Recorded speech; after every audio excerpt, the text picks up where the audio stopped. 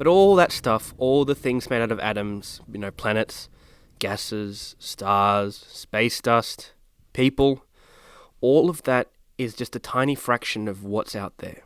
I'm Cameron Furlong. I am doing a Bachelor of Science at Macquarie University, majoring in astronomy and astrophysics.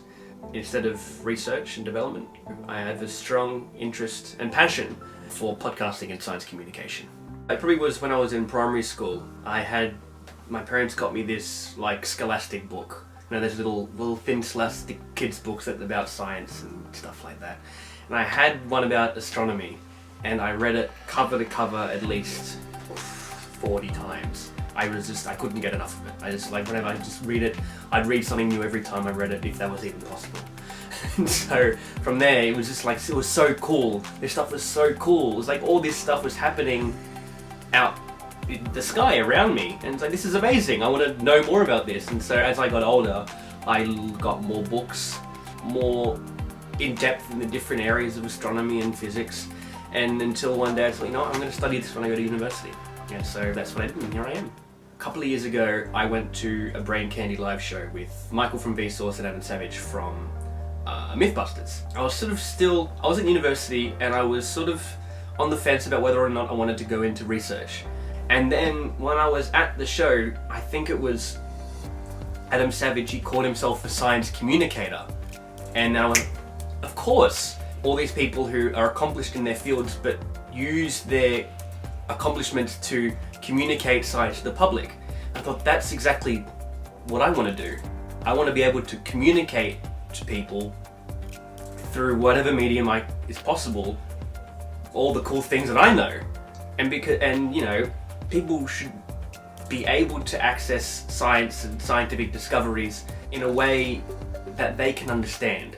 Last year, I was able to do an internship at The Conversation.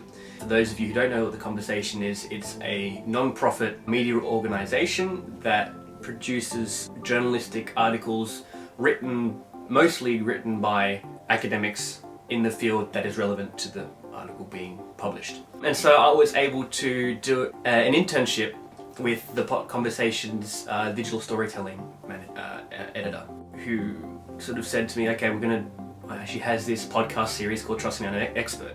And she went, okay, you guys do astronomy. I think it'd be great to do, because it's myself and one other person who did this internship. She said to us, you guys do astronomy, so it'll be great for you to do a podcast for Trust Me, I'm an Expert on astronomy. I thought, great, yeah, I can do that. This then sounds going to be fantastic.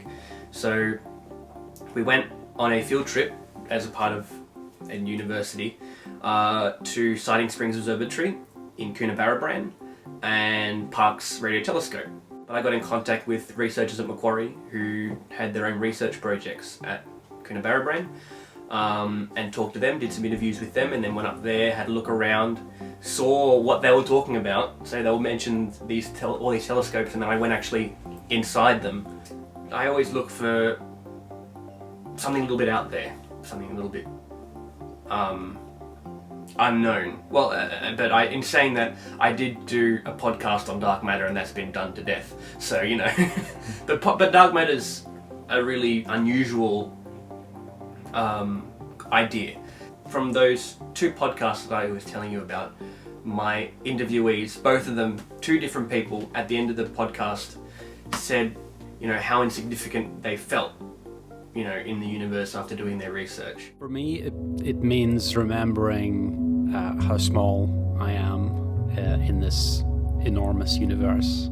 Basically, the stuff that we see is only a tiny, tiny, tiny fraction of what we think is in the universe, is making up the universe.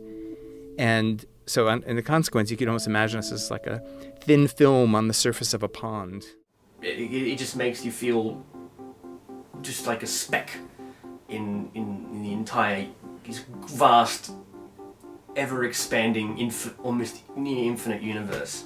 So that's what I kind of want people to take away, that, at the end of the day, we're pretty small, but that doesn't mean we can't learn a lot.